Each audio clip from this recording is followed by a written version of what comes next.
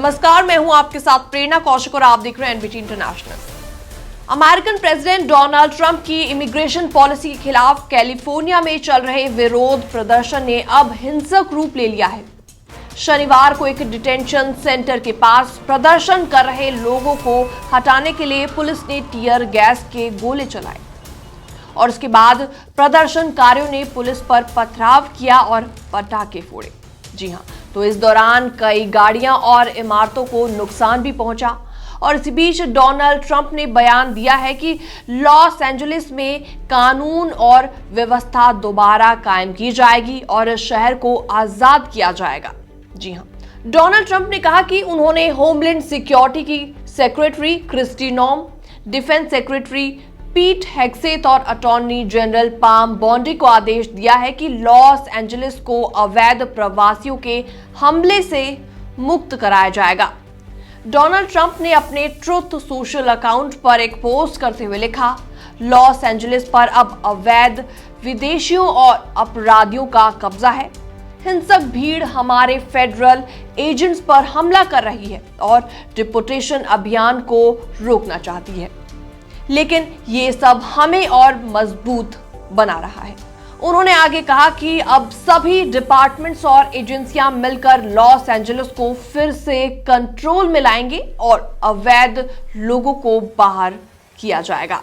तो आपको बताते हैं कि दंगे आखिर क्यों भड़के। दरअसल शुक्रवार को फेडरल इमिग्रेशन अधिकारियों ने लॉस एंजलिस में 44 लोगों को गिरफ्तार कर लिया था और इस गिरफ्तारी के खिलाफ सैकड़ों लोग एक हिरासत केंद्र के बाहर जुटे और विरोध प्रदर्शन करने लगे।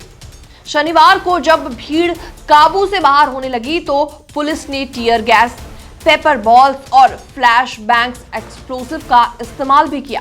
तो पुलिस के इस एक्शन के बाद प्रदर्शनकारियों ने जवाबी कार्रवाई में सीमा सुरक्षा वाहनों पर पथराव किया, आग लगाई और कुछ लोगों ने मैक्सिकन झंडे भी लहराए। सीबीएस न्यूज की एक रिपोर्ट के मुताबिक करीबन 400 लोगों की भीड़ इकट्ठा हो गई थी, जिसे अवैध सभा घोषित कर दिया गया। डिपार्टमेंट ऑफ होमलैंड सिक्योरिटी के मुताबिक करीबन 1000 दंगाइयों ने फेडरल बिल्डिंग को घेर लिया और आइस एजेंट्स पर हमला किया। शहर में 100 से ज्यादा गिरफ्तारियां हो चुकी हैं। इसके अलावा नेशनल गार्ड्स की एंट्री भी हुई। जी हां, ट्रंप के आदेश के बाद रविवार सुबह करीबन 300 नेशनल गार्ड्स लॉस एंजलिस पहुंच गए और कुछ ही घंटों में गार्ड्स और प्रदर्शनकारियों के बीच जोरदार टकराव देखने को मिला। फेडरल बिल्डिंग्स के बाहर भीड़ को हटाने के लिए फिर से टीयर गैस चलाई गई। इसके अलावा बताया जा रहा है कि ट्रंप ने 2000 और गार्ड्स तैनात करने के आदेश भी दिए हैं। इसके अलावा लॉस एंजलिस की मेयर कैरन बास ने ट्रंप के इस फैसले की निंदा भी की है। उन्होंने इस दौरान कहा कि लॉस एंजलिस की स्थिति को एलएपीडी और शेरिफ डिपार्टमेंट खुद संभाल सकती है। नेशनल गार्ड की कोई जरूरत नहीं है। मेयर का मानना है कि शहर में चल रहे विरोध प्रदर्शन को लोकल पुलिस और एजेंसियां खुद संभालने में सक्षम है।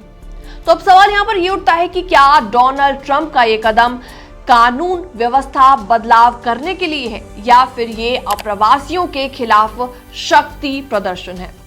फिलहाल इस पूरी रिपोर्ट में इतना ही। बाकी वर्ल्ड से जुड़ी छोटी और बड़ी खबरें देखने के लिए बने रहिए एनबीटी इंटरनेशनल के साथ।